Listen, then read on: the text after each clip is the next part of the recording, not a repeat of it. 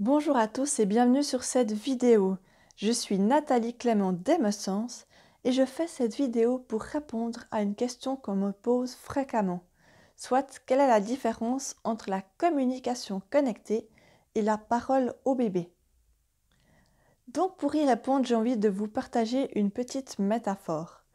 Je suis propriétaire d'une maison depuis peu de temps et j'ai constaté qu'il y a des travaux que j'arrive à faire par moi-même et d'autres où je dois me résoudre à appeler quelqu'un, un professionnel, pour intervenir. J'ai eu la chance de pouvoir réussir à peindre un, deux, trois murs même, de pouvoir poser quelques dalles pour faire une terrasse plus ou moins plate.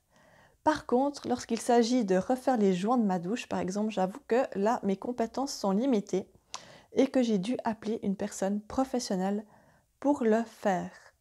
Pour moi, la différence entre la parole au bébé et la communication connectée, c'est la même chose.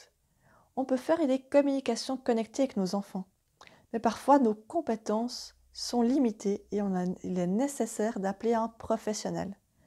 Professionnel en parole au bébé, mais ça pourrait être en n'importe quoi d'autre. Je ne dis pas que si on a des problèmes, il faut forcément aller faire de la parole au bébé. Ce que je veux dire, c'est que des fois, en tant que parent, on est trop impliqué et on n'arrive plus à aller comprendre ce que veut notre enfant. Et c'est normal. Je suis professionnelle, je suis thérapeute pour enfants et je vis exactement la même chose avec mes propres enfants. Donc, ne culpabilisez pas si vous n'arrivez pas toujours à tout comprendre, c'est normal.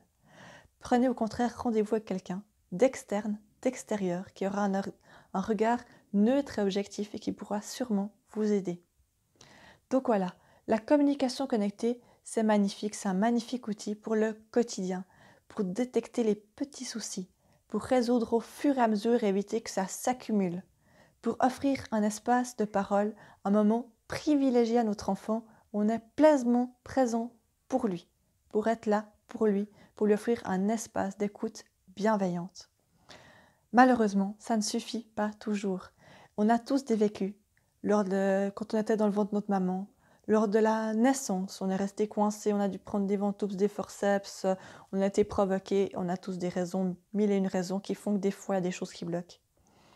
Et avec la communication connectée, malheureusement, on ne peut pas forcément réussir à capter les petites choses, les petits événements qui ont marqué nos enfants.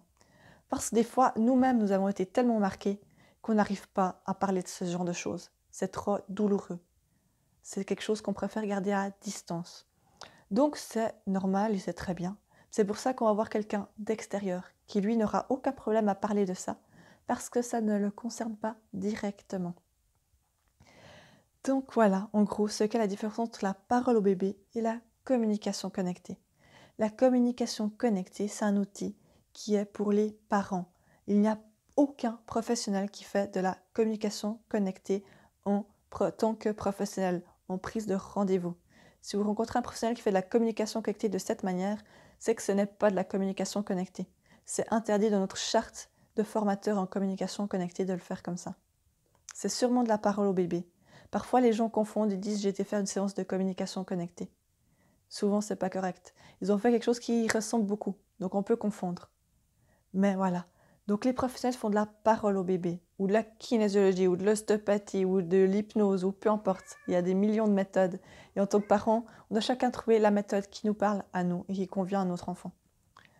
Par contre, la communication connectée, c'est vraiment nous, en tant que parents, qui le faisons avec nos propres enfants. Et c'est ça qui est très important. C'est une méthode qui nous donne du pouvoir en tant que parents pour réussir à comprendre nos enfants sans avoir tout le temps besoin d'aller voir quelqu'un à l'extérieur non plus. Ça nous donne un pouvoir sur une partie du problème. Par contre, lorsque ça devient trop gros, trop conséquent, trop profond, là on est obligé souvent d'aller voir quelqu'un d'extérieur. Voilà.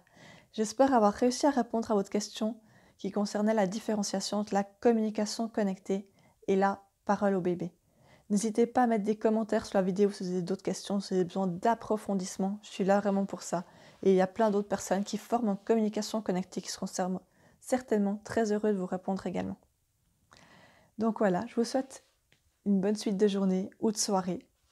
Et j'espère bientôt vous revoir. N'hésitez pas à vous abonner à ma chaîne YouTube pour avoir la suite des informations concernant la communication connectée ou autre chose.